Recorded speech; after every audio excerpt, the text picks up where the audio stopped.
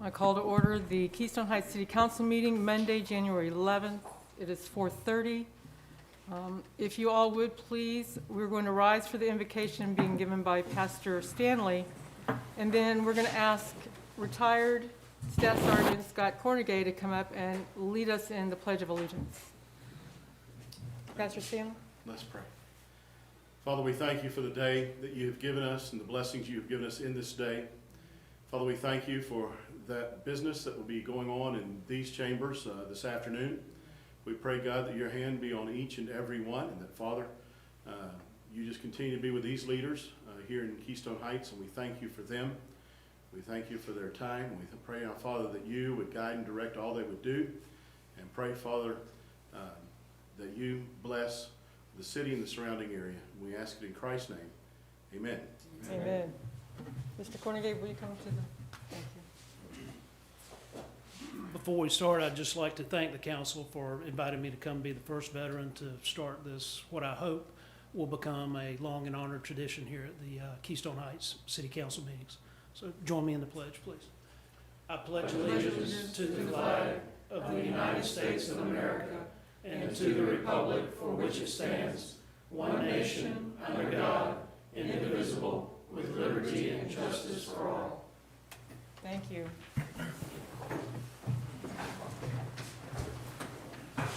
Ms. Burkowski, would you like to call roll, please? Mayor Lake, Here. Vice Mayor Hart, Here. Councilman Brown, Here. Councilman Peoples. Here. Madam Mayor, let the record show that Councilwoman Kelly is not able to make it. You do have a quorum. Thank you. Are there any public comment cards? I have none. All right, then we'll move to agenda item 2, resolution, ordinances, and proclamation. The only item is ordinance 2020-589, food truck, second reading. Is there a motion by council to read by short title only? I so move. Is there a second? I'll second. Okay, all those in favor say aye. Aye. Seeing none opposed, motion passes 4-0. Mr. Commando. Yes, Madam Mayor. Ordinance number 2020-589, an ordinance of the City of Keystone Heights, Florida, amending Chapter 11 Business Regulations, Article 6 Hotels and Restaurants, specifically Section 11-52 Mobile Food Vending, providing for conflict, providing for severability, and providing an effective date. Is there any discussion? This is second reading. Any discussion? I do have question of council. I was thinking about this, and I want to just be sure, because I do have some reluctance towards passing this. Is there, if we do this, would a property owner at some point be able to say that we're giving them a right, a certain property right? You're giving them a use right, yes. You're giving them something that they don't have today.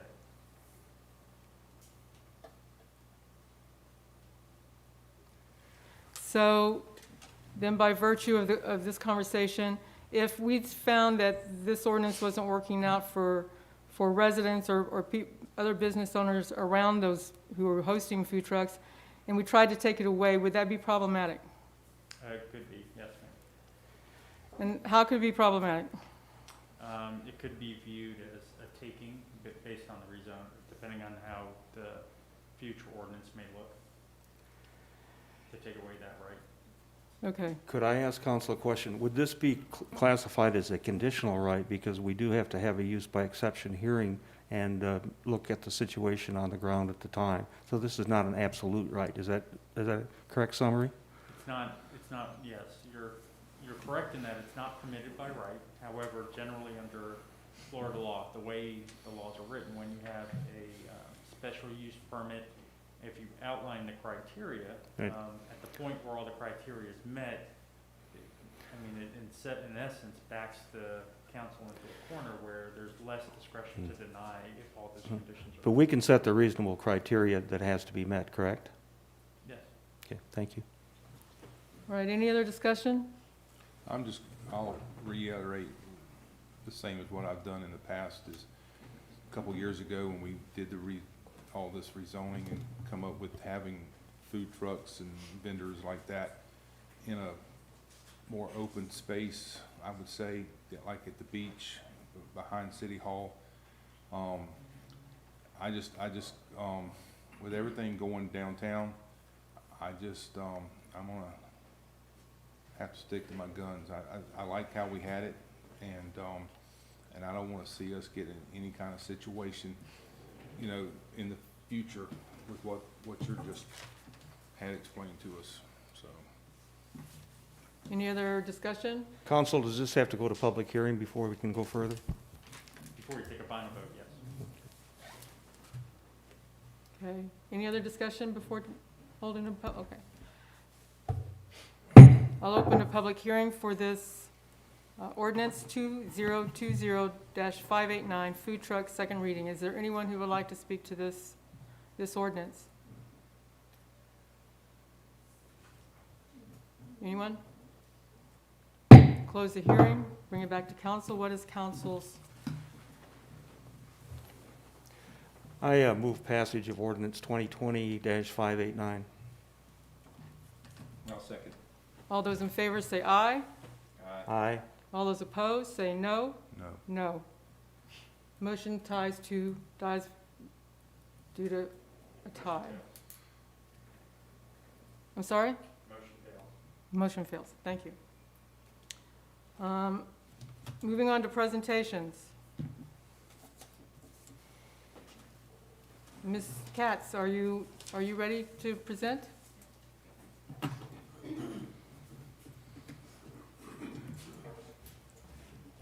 Vivian Katz James. I've been before you many, many times for the Save Our Lakes organization.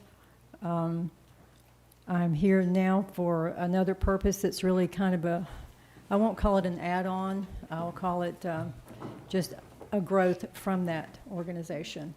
I have attended the Water District meetings for over 10 years, the majority of them for 10 years. And when I'm at those meetings, I learn a lot, just continue to learn. One of the things that I have learned is that there are certain groups, areas, that get the attention of the board. Save Our Lakes has done an excellent job of bringing attention to our problems. The Lake Brooklyn Civic Association was before us, and they, for decades we've been trying to deal with this. So I've had this thought running around in my head for probably 2 or 3 years, and just kind of mulling it over and trying to figure out what to do about it. And about 4 months ago, I was watching the Water District meeting, and 2 of the areas that get a lot of attention at the district are the Indian River Lagoon area, which is over on the East Coast, and then the Harris chain of lakes, I think South Central Florida. They are organized.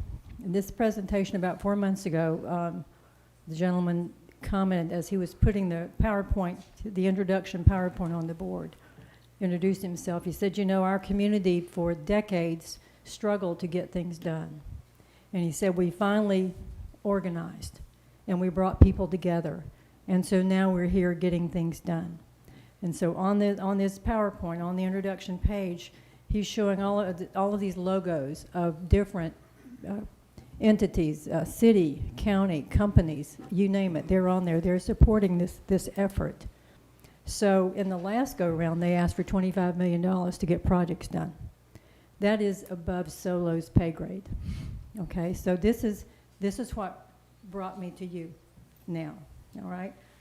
I have talked with various people in the community, including our county commissioner, and explained what I'm seeing here, what I think needs to be done. I've gotten a great deal of enthusiasm. I've spoken with each one of you, got the same enthusiasm. So I'm here tonight. I just want to say that, let me just explain for those who are in the audience and don't know what we're talking about doing. This is a company. It's called the Lake Region Development Corporation. And what we will do is we will bring together public, private, and the citizens of the community together to say, okay, what are our resources? How can we share those resources? How can we bring those and leverage those to get the very best that we can get for this community?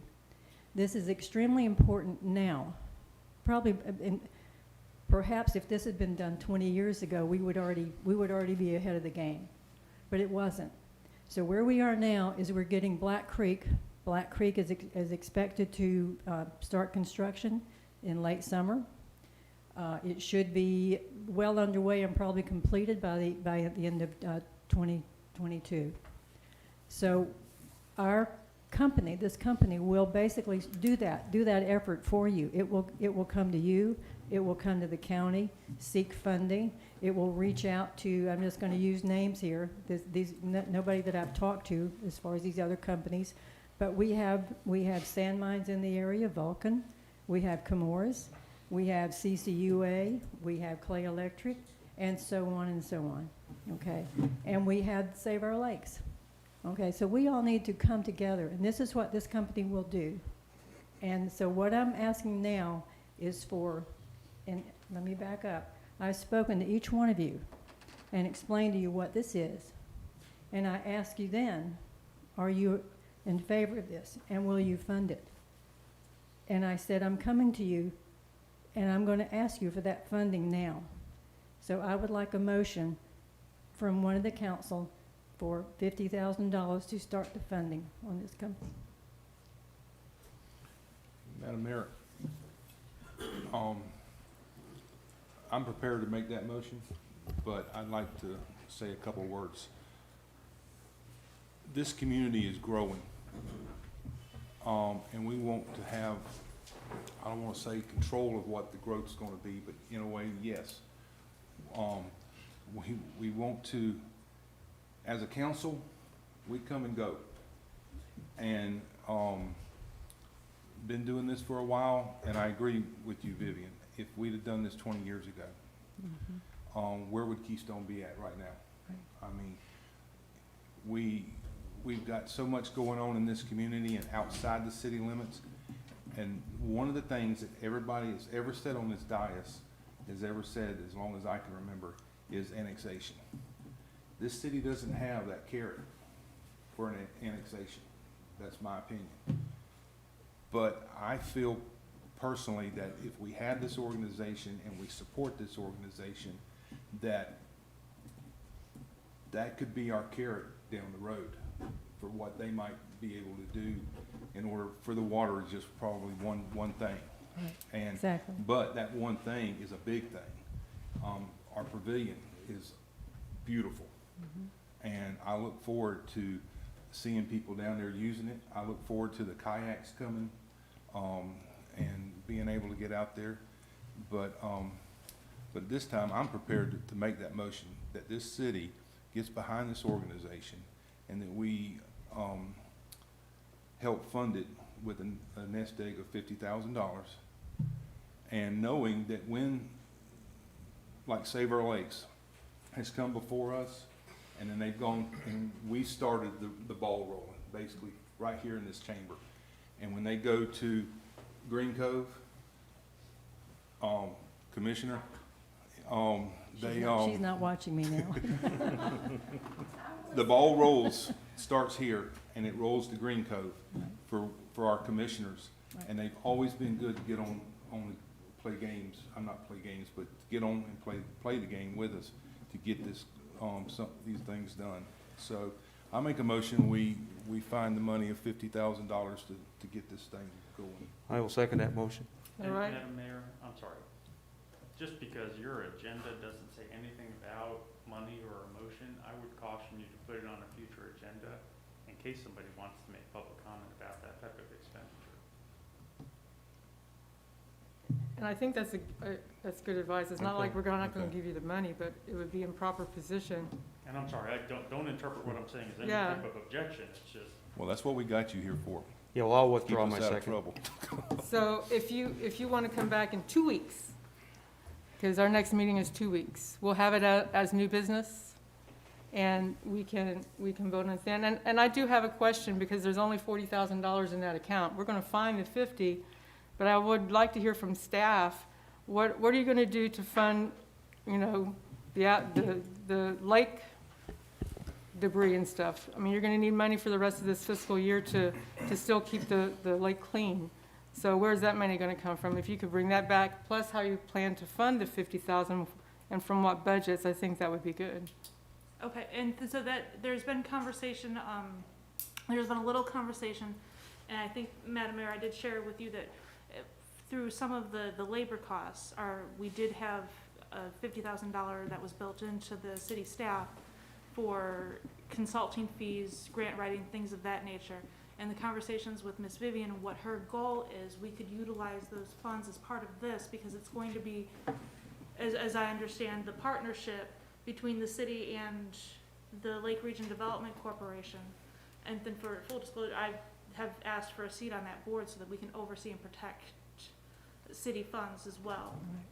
But if that's the direction that the city wants to go. So there's funds that are in the general fund. Okay, as long as we have them. I Yes. hadn't heard, where that money was coming Yeah, from. that was part of the conversation that, not necessarily coming from lakes, because we do need that money, like we've discussed. However, we do have some in our labor that's built in. Question to council. Since we are discussing this now, and since it is on the agenda, generally, I would assume that our remarks could be preserved in the record, so we don't have to redo the whole thing at the next meeting. Absolutely. It'll be a continuation of the conversation. I was just looking Right. at what the written presentation was. Okay, and just by way of clarification, I believe this is a non-stock, non-profit corporation. This is not something where Correct. this corporation is going to be gaining revenue other than revenue that it raises from consulting with us or other entities. Is that correct? Right, correct. Okay, thank you. Right. Question for Rich, council. So even since this thing's been advertised or it's been out in the public for 2 weeks, and people have had an opportunity to come here and voice their opposition to it, you still recommend that we delay it? Well, nothing says, when you look at the presentation, at least on page 9 of the agenda, there's nothing that says anything about a financial contribution. And that's my concern. I mean, that's a threshold where normally if it was a private business, we would put it out to bid.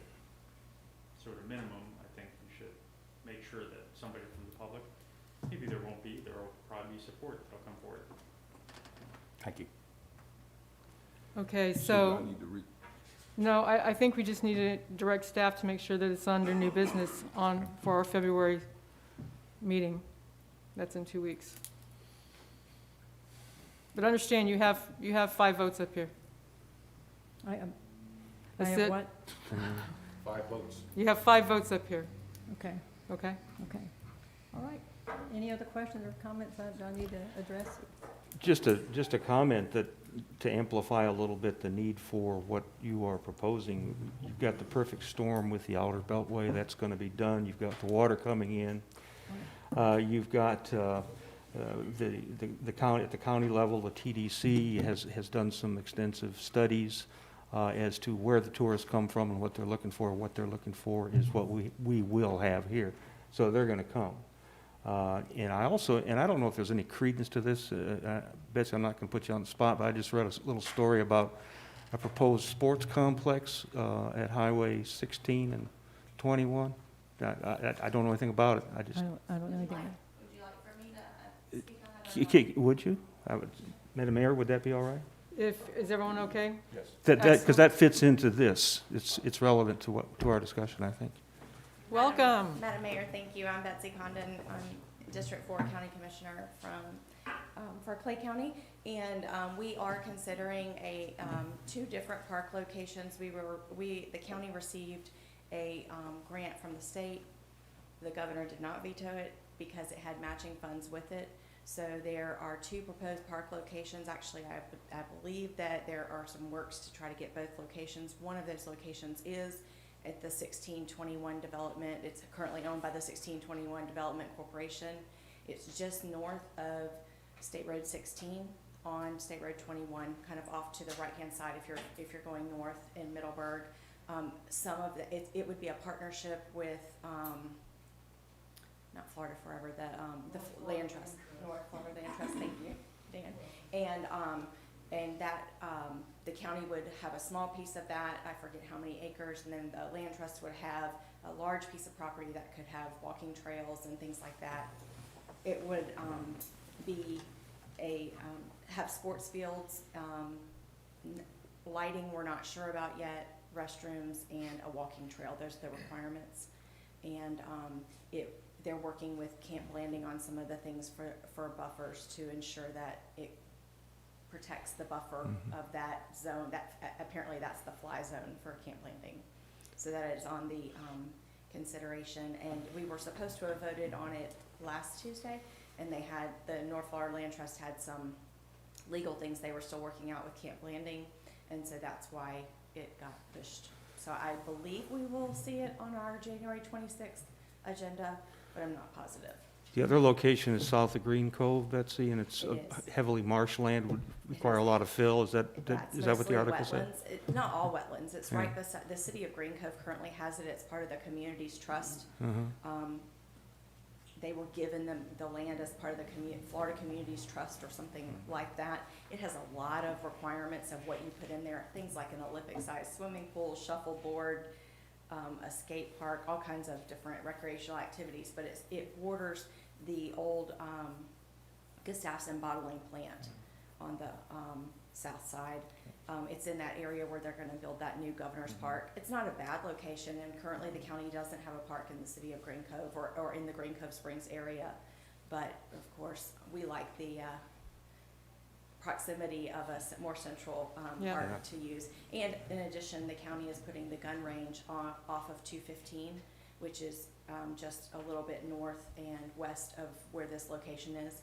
And Jennings Forest has a connection in between there, so there could be a possibility that the gun range could be part of the recreation from the sports fields as well.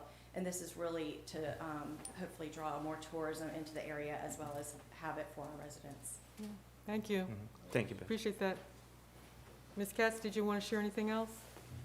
Just thank you for the opportunity to come before you. I will say that before we broke ground on this, we did some homework. We asked the director of the Indian River Lagoon group to come over and speak with us. He did. He was with us for like 3 hours a couple of Fridays ago, gave us great information.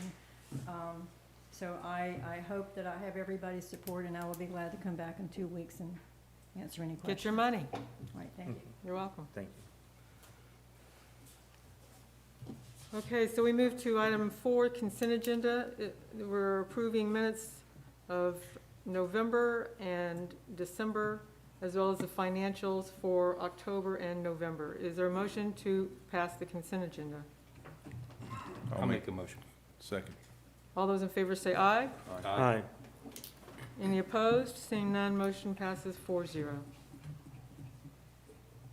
All right, so we are here at item 5, appointments.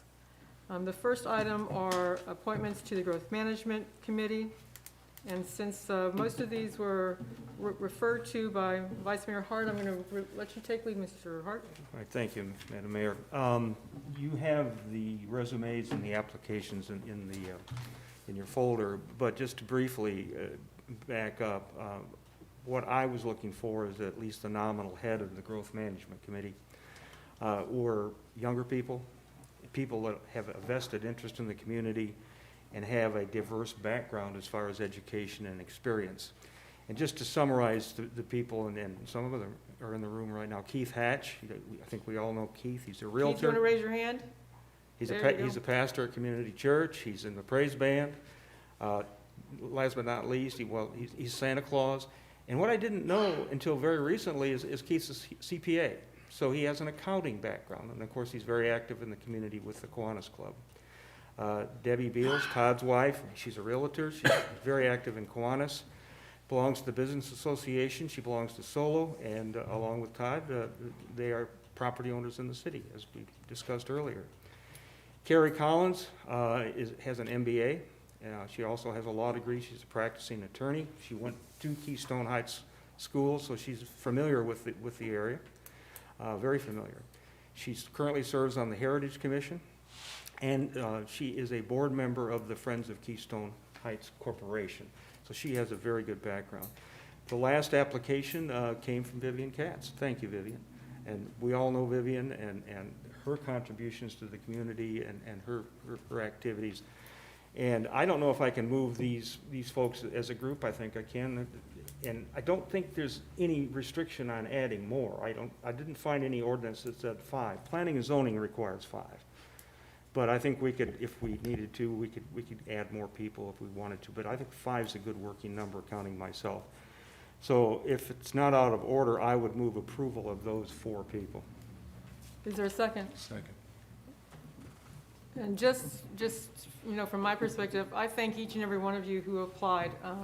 Our commissions have been void of membership, and this is a fantastic opportunity to serve, the city of Keystone Heights in a way that's very tangible. I've spoken with Ms. Rakowski, and we plan to be very intentional in terms of growing our downtown and making sure we find businesses who really want to be here in Keystone. And so you all can be a part of that. It'll be a joint effort. All right, I have a first and a second. All in favor say aye. Aye. Any opposed? Seeing none, motion passes 4-0. Thank you. Thank you. You worked on that one. I appreciate that. Planning and zoning. Ms. Rakowski, did you want to take lead on planning and zoning? Madam Mayor, in your packet, we do have one application for planning and zoning. That's Mr. Bruce Harvin.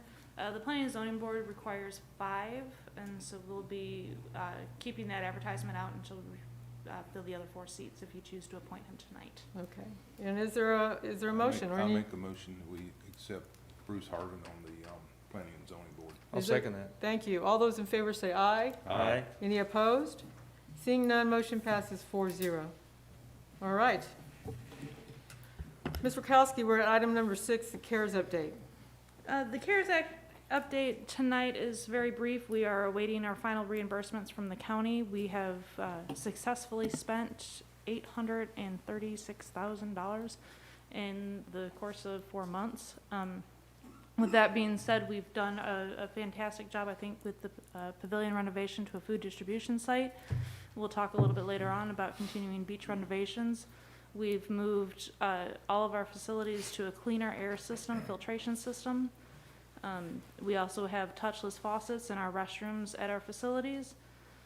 We have antimicrobial surfaces on all of our handles and switches, as well as an abundance of cleaning supplies to make sure that we can keep all of those surfaces that aren't protected by the antimicrobial surface film clean.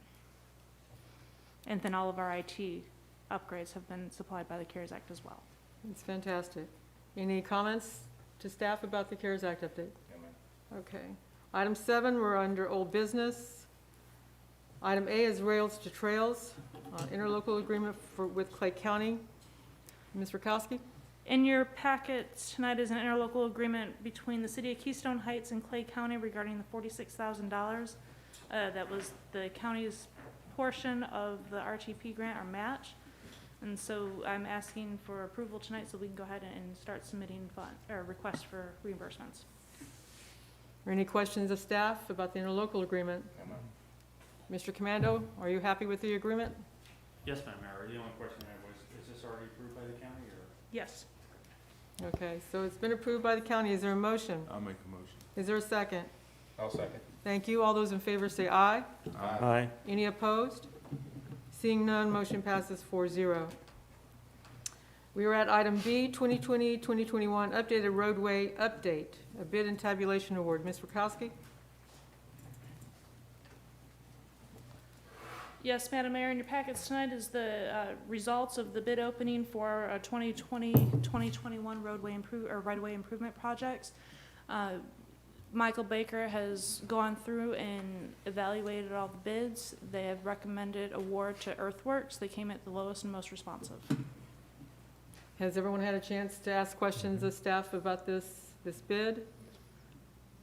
Is there a motion to accept Earthworks as our vendor? I make that motion. Is there a second? I'll second. Thank you. All those in favor say aye. Aye. Any opposed? Seeing none, motion passes 4-0. And Madam Mayor, with that motion, that's approval of their work for $120,054.99. Correct. And now I can sign your document, correct? Yes, Madam Mayor. Okay. Item C, Loman Fence Company for the Keystone Beach fence. Ms. Rakowski? Yes, Madam Mayor, at the last meeting, we awarded a fence contract. However, after award of that contract, the company did come back and say that there was a mistake with the factory and the price that they quoted us, that they needed to increase their proposal by approximately $2,500. That put us over the $20,000 threshold that requires us to go out to a sealed bid. Fortunately, Sheer Construction, while they were working on our pavilion project, and one of their contractors ran into our fence, and so we contacted the company that came out to repair it, and they were able to provide us a quote that was under the $20,000, and that's here tonight. I could not move forward with All About a Fence, which was who was awarded last month. However, if council so chooses, we can award tonight to, Loman. yes, for 19,000 and change. You'll have to forgive me, my packet's broken right now, so. Okay. Any discussion, any questions of staff about her proposed item?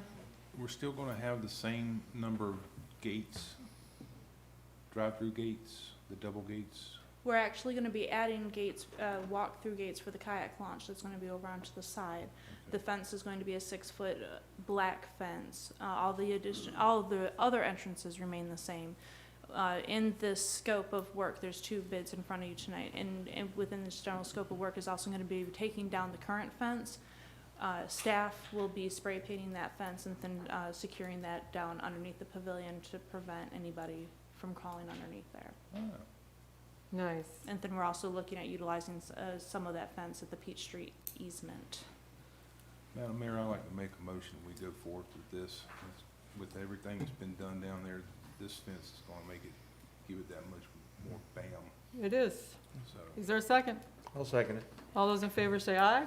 Aye. Any opposed? Seeing none, motion passes 4-0. All right, we're on agenda item 8, committee reports. I don't believe, Mr. Brown, we have anything to report for Budget and Finance. Do you need us to meet? There is a Budget and Finance meeting scheduled for next Friday, January 29th at 10 a.m. And our auditor will be there. Okay. At 10? Yes, sir. Thank you. Growth Management? Vice Nothing Mayor new Hart? other than what we discussed earlier. Okay. Keystone Heights Airport, Mr. Kirkland, welcome. Good evening. Thank you, Madam Mayor. Happy New Year to all of you. Good to see you. And I believe in your packet you should have As the Propeller Turns report, year in review for 2020. Miss Maria Hitt put this together. She and I put this together, and she always adds her nice little special things. So she started off and said COVID-19 happened. That's all we have to report. Then she said, actually, no, in spite of that, there were tremendous progress on projects made at the airport. I'm going to share some of that with you. We kicked off 2020 by attending the Rule Days in Tallahassee in mid-January. We also attended legislative meetings to help support the efforts of the DEO grant Westside Development Project that's going on at the airport. We attended the Clay County Chamber State of the Union event, where the airport rebranding was unveiled. We are officially now the Keystone Heights Airport, no longer the Air Park. A 15-month environmental assessment was started for the DEO grant, and that should wrap up hopefully in July of 2021. That is dealing with the FAA, and sometimes their progress moves about the speed of molasses in Wisconsin, this time of the year. So, our new FBO administration offices was completed, the final construction, and which allowed our staff to move in March. Unfortunately, COVID-19 shut the doors to the general public for 6 to 8 weeks, and the grand opening is still pending. Our taxiway project rehabilitation completed, as well as the construction of a new corporate hangar. Thankfully, all of those projects were completed without delay due to COVID-19. CARES Act funding was dispersed to all of the airports in mid-year, and Keystone Heights Airport received $30,000. That helps us cover expenses due to reduction in fuel sales that would typically be part of our revenue source. We've worked with Comcast on an agreement to install fiber optics down Airport Road, which means now we have both AT&T and Comcast fiber optic all the way down into the airport to where the road tees and the hangars there, large hangars there. The first phase was completed in December. The plan for phase 2 is currently being reviewed. We hope to have that completed by the second quarter of this year. Some other notable events, Crawling for the Fallen event took place in November, and despite the tragedy that occurred, the participants united for the event. They raised over $75,000 for survivors of fallen military and first responders, and they look forward to returning to our community in November of this year. Board member Ron Blake, who had served on the Keystone Heights Airport Authority Board since 2009, decided not to continue his role on the authority. We greatly appreciate and thank him for his years of knowledge and dedication. We welcome Mr. Scott Cornegay in this seat and look forward to his contributions and experience. We also bid farewell to Major William Brothers. He was our Camp Blanding representative. He had served 3 years before retiring from Camp Blanding. And Captain Brian McDowell has now taken his place. He brings some other expertise to that seat, and the authority looks forward to maintaining the good relationship and supportive role that Camp Blanding brings to the airport. The Clay County Commissioners donated a well-needed courtesy car to the airport this past year. Our last car had served many pilots and families well over the years. I can't remember how long ago it was that we had gotten this car. But as Maria said, it made its last run to Road Heavers Boys Ranch, where hopefully it will either be given new life or parted out. We're not sure. But we want to say a special thank you to Clay County for that vehicle. And you'll see it. We have it wrapped. It's got Keystone. It's got an airplane on it, and it's got the airport name. So we have a lot of pilots that fly in from out of state just to come and eat at the various restaurants we have. And they just rave about our new courtesy car. So it's kind of cool. Thank you, Clay County, again for that. A couple of final items. MHD Rockland and ESG Aero Systems signed a $64.5 million contract with the U.S. Navy. And with that, they've implemented training on P3s, both flight training and maintenance. Their first flight occurred on Friday, January the 8th. And maybe if you were outside today, you may have seen it fly over the town. That seems to be one of their regular things now. When they're out training, they have to come back and fly over the city. So don't be alarmed if you see the red-tailed P3 flying over. The last thing is we presented information at the Clay County Legislative Delegation meeting. I believe Ms. Lind had provided you with a copy of that handout where we had listed information about the airports and things that had occurred. Also 4 items on there that we were asking for appropriations support.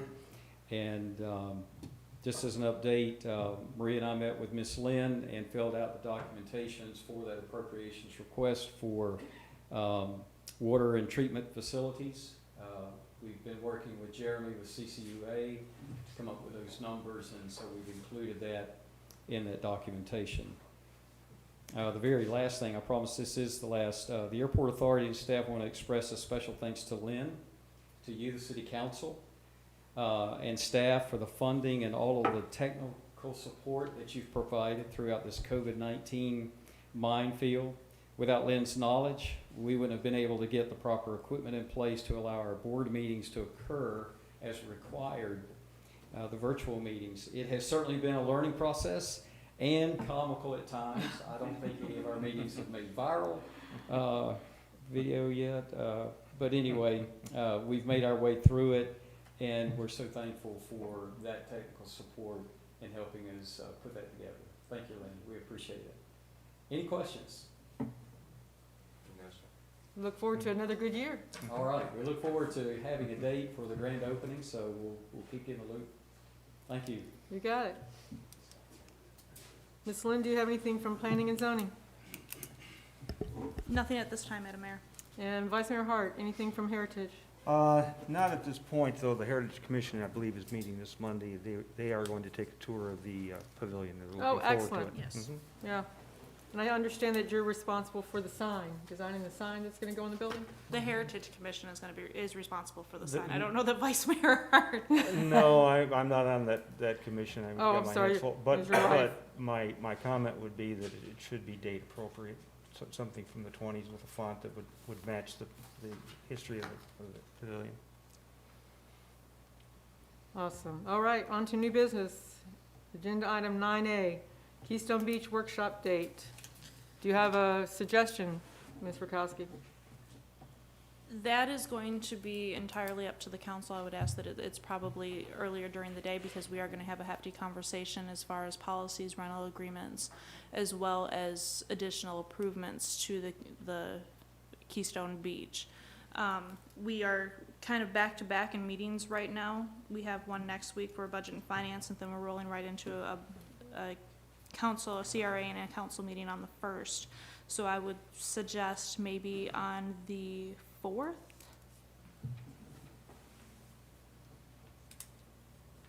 That's Lake Area Ministries for me. I'm missing it tonight. So I don't really want to set it for Thursday if we can do a different day.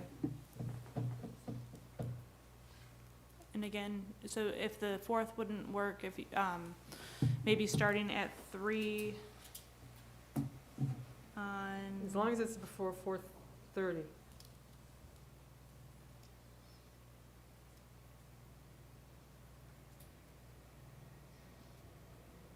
Can everybody do the 4th? Mr. Brown? I can do whatever time. Mr. Hart, can you do the 4th? I'm sure I can. The 4th at 3 o'clock? Is that good? Or do you want us to go ahead and start that earlier? We can start as early as 2. Let's do 2. Not a problem.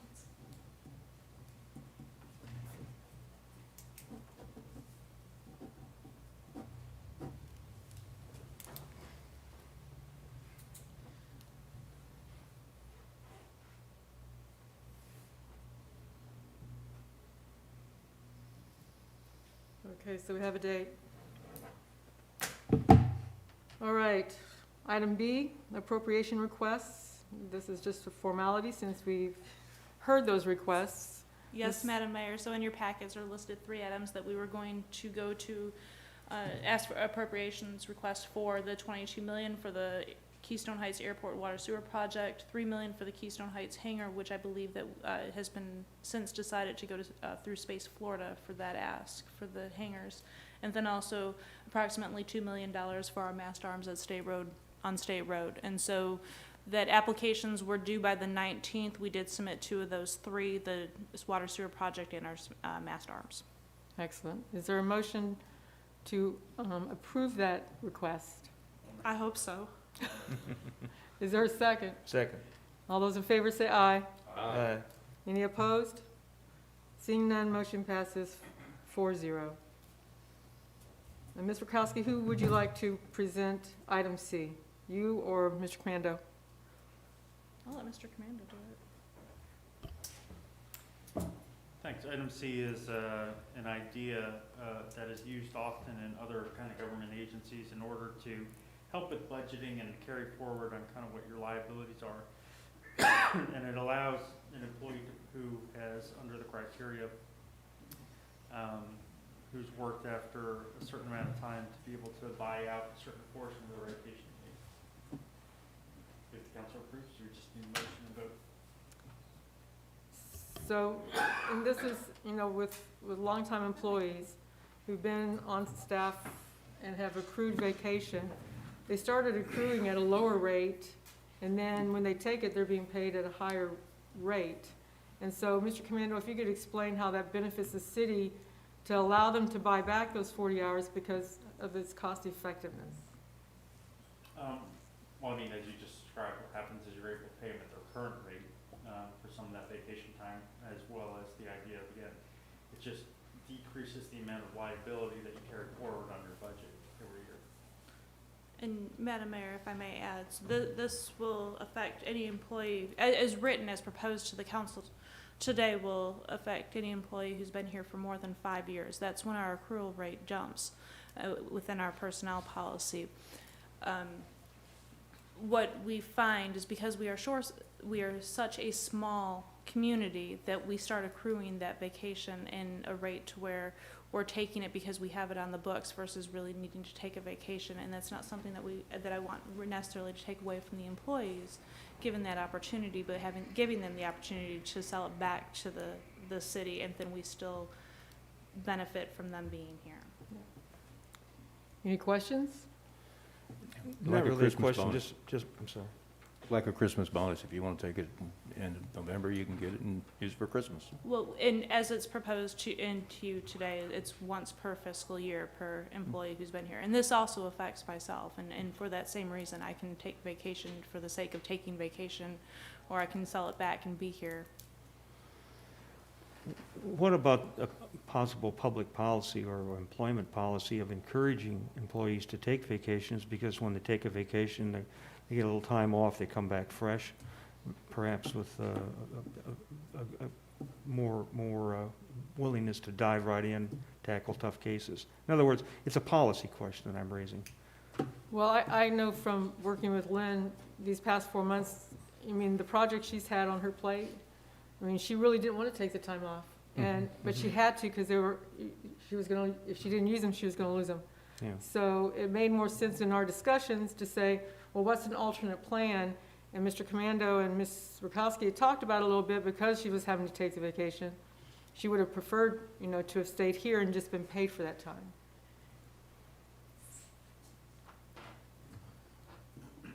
Good with it. I would just say, a little history note, we ran into a problem many years ago with an employee that retired, and we had to pay quite a bit of money of accumulation of time. And I think after 5 years and you've accumulated it, you want to, give it back, or not give it back, but sell it back. I think that's a pretty good idea. And to speak to your comment, Vice Mayor Hart, at the accrual rate, it's quite possible that, and myself, I will acquire more than 40 hours per calendar year. So I will still have vacation on the books to take, but it will not force me to take my entire time, and so that way I can be in the office more. Thank you. Okay, is there a motion to approve? So move. Second. All those in favor say aye. Aye. Any opposed? Seeing none, motion passes 4-0. All right, and then the next item is mine, and I just want to briefly describe that there's an individual in our community who has done a lot to make sure the trailhead was established, that it was built, and that individual is Rick Bebout. And what I'm proposing is doing a dedication of the city portion of the trail and put it in his name. And so, if you know Rick, you know that the trailhead was his passion for a lot of years, and because of his lobbying, he was, at the state and federal level, they established the St. Augustine to Lake Butler Trail. Any discussion? I think that's a good idea. We used to work with Rick Bebout at the prison, so I know him, so I think that's a great idea. I agree. I agree. I mean, at first, there's a lot of people that was involved in getting this thing started. Unfortunately, Rick's probably one of the only ones still around. And I know that Rick would share this with, the others that were part of this, so. And I have talked with one of the people involved at the Water Management District, and we were going to invite everyone back that we can at this dedication, because we really feel like it was a huge group effort. But from Keystone, Rick is the man that really kind of was point person, and the trail does go through our city, so I think it's appropriate to dedicate a portion of it to him. Okay, so we'll arrange that. I'll work with staff, and we'll get that on the calendar. All right, and last of new business is Supervisor of Elections lease agreement, Ms. Rakowski. Yes, Madam Mayor, every year we renew our lease agreement with supervisors of elections, allowing them to utilize our council room for any elections that they may have. This is just simply that. All right, any discussion? Any questions of staff? This is kind of a pass-through. Is there a motion? So move. And a second? I'll second. Thank you. All those in favor? Aye. Any opposed? Seeing none, motion passes 4-0. Council comments. We'll start with you, Mr. Peoples. Your SB 2020-21-408. Thank you, Senate Madam Bill. Mayor. This is about the road designation, it's SB 408 for brevity. You can track it on flsenate.gov. And while Council, or Betsy's here, I'd like to thank her personally. I had Commissioner. I would like to thank her and the rest of the commissioners and the staff for doing that for us. I appreciate that very much. The update on it is now in committee, the Appropriations Committee, and it's in the Transportation Committee, so it's in the hopper. But the Senate committees don't really start making the sausage until about February, so that's probably when it's gonna start moving forward. So it's in there, it's in the hopper. We hope to get that passed by this session. So, and Excellent. just one other comment. I have withdrawn my candidacy for the seat for personal reasons, and so I hope maybe one day I'll be back, but not in the near future. So, thank you. Thank you. Mr. Brown? No comments? Mr. Hart? No? Good No. job, Larry. Yeah, it'll be wonderful. I do want to mention a couple of groups because it has been a busy week. Like Mr. Kirkland, we've been out in the community because this is the time of year as we start a new year. We met with the Clay delegation, and I thought we did an excellent job in presenting Keystone in terms of our needs. We enjoyed spending time. I've enjoyed spending time at Camp Montgomery with our seniors. They seem to be happy out there. And I met with, and I hope some of you will support her. Her name is Jessie Crawley Shekels, and she runs an organization called Twisted Oaks Pet Pantry. And through this pandemic, she has been receiving donations of cat and dog food and giving it away to owners who can't afford that. And she's donated to Lake Erie Ministry. She provides the dog and cat food there. And so she's really got a vision for pet care for this area, so I hope you'll support her as you see her move through her year. We did attend the Chamber's annual State of the County. I was on a panel there. They always give us some questions to prepare for, and of course the questions this year was mainly focused on COVID and CARES Act, so it was a good event.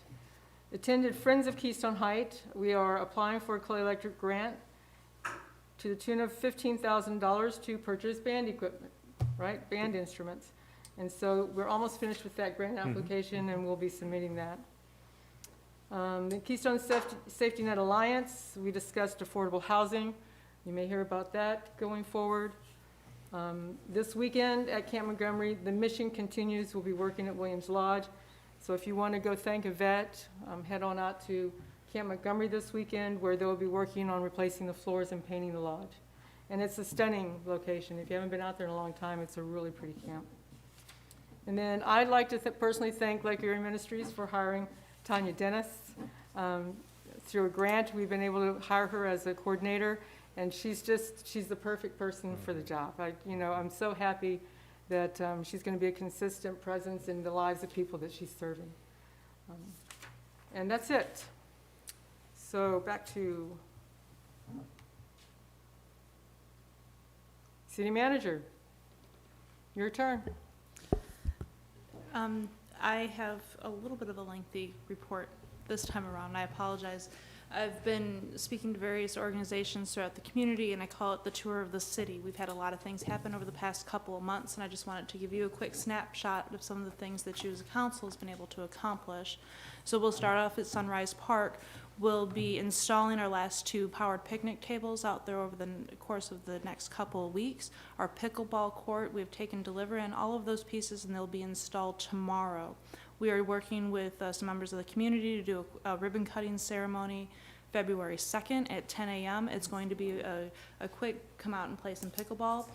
Through the ordering of the court and the net and things of that nature, the city does have its own pickleball set. So if you would like to come out and play pickleball, we do have the equipment for you to do so. I'll take you on, Mr. Brown. There you go.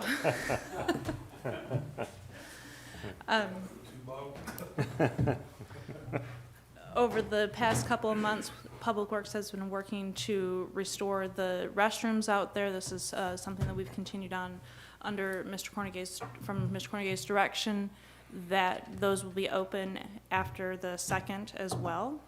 Moving across the street to the Rails to Trails, you did approve the additional scope and fee for Michael Baker, so we will go out to bid starting next week for our new scope for that project, which will include the parking lot, a drinking fountain, water and sewer hookup, and then a sign.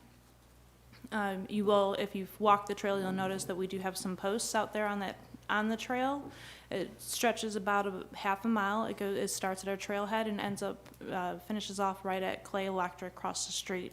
That is a walking storybook provided to us by the Clay County Library, and so that will be installed. The story will be installed later on this week or early next week, and the same story stays in there for 3 months, and then it gets changed out by the Clay County Library System. So we're very excited about that. Coming down South Lawrence Boulevard, our streetscapes renovation project is kind of coming to a close. We see light at the end of the tunnel. Construction will end within the next couple months. They will be starting the actual resurface portion of that project. It will start at the county line and work its way through town, so you'll start seeing that within the next couple of weeks. And then moving in, we do have all of our parks, thanks to Mr. Brady and New River Technologies, all of our parks surrounding City Hall are live with Wi-Fi.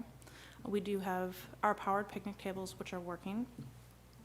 Going across the street at the beach, a renovation project for our food distribution is just about complete. They do have a couple of punch list items that they need to address. I am in conversations with Sheer Construction about the rest of that park. So we've talked about the possibility of the man shell, renovation of restrooms and things of that nature, all of that, what that's going to look like so we can really make that beach a place to be desired, a destination, if you will. With the motion made tonight, the fence installation, which will bring our kayak launch, will be within the next 30 days. So we're very excited about that. We'll be working with Clay County Tourism to get that out to the public.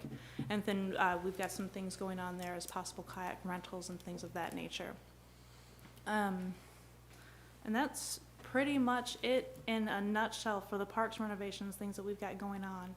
I wanted to also bring to your attention, if you visit our website within the past couple of months, you'll see an icon down at the bottom right-hand corner. It says Text Our Gov, or Text My Gov. This is a new technology, a new service that the city is offering. It's you can text the number that's provided, any of questions, code enforcement issues, snap pictures, and you'll get an automated response. You are not communicating with staff directly, but that does get reported to the staff member who's in charge of that department. So your code enforcement issues will go directly to our code enforcement officer. It's just a better way to communicate. I feel that it's a more efficient way to communicate as you're walking and there's issues that you see that maybe need to be addressed. We've also had some individuals outside of the city limits contact us through Text My Gov, and we have an automatic response that directs them to the appropriate phone number, the switchboard number for the county, so that they can get their concerns addressed there as well. And it works fantastic. I'm a heavy user. I would be the one. Is there any sort of disclosure there? I haven't gone to that site, but is there any sort of a disclosure that this would be a public record and that what they say would have to, most likely have to be preserved? Is that a correct statement, Council? Yes, and so all of that is preserved through our emails, and we do have, there's preservation through the system itself and to the website. It's all Okay. cloud-based, and so we can go in there. However, all of those texts get vetted out to the appropriate email address, and we can Okay. handle them there as well. Okay, thank you. All right, Mr. Commando? No additional report. Well, we have still lots of people out here. We didn't bore you off. I mean, I'm just kind of surprised y'all didn't like. So is there anyone from the audience want to say anything to us? Have anything, words of wisdom? We're here. No? Seeing none, we'll close. I just have one thing. First of all, I'd like to thank all of the new members of the growth management. Nobody said no, everybody said yes in about the first 30 seconds. It was an easy sell, and I'm so pleased of the talent pool that we've been able to obtain. So thank you, guys. Now that you have been formally appointed, that's the good news. I'm not going to say it's bad news. It's Florida law. We are all under the sunshine, or you are under the sunshine law, meaning you can't talk amongst yourselves. I will be sending you all an email with a link to the Sunshine Manual, which is a public record, so that you can become familiar with it. The concept basically is you can't talk amongst yourself about anything we might vote on. And I don't envision this committee as just being mere fact-finding. We will be doing probably recommendations to the council on a case-by-case basis. So we have to be a little cautious, and when I send the email out, I hope that all the new members will take a glance at it. It's important. If we violate it, possibility of jail, also the possibility of having our work undone. So it's very important. We can't take it lightly, but it's easy to follow. It's easy to follow, and hopefully, council, you'll agree with me on that. It's just more common sense than anything else. That's all I have. All right. Anything else for the good of the order? Seeing none, meeting is adjourned at 5:31.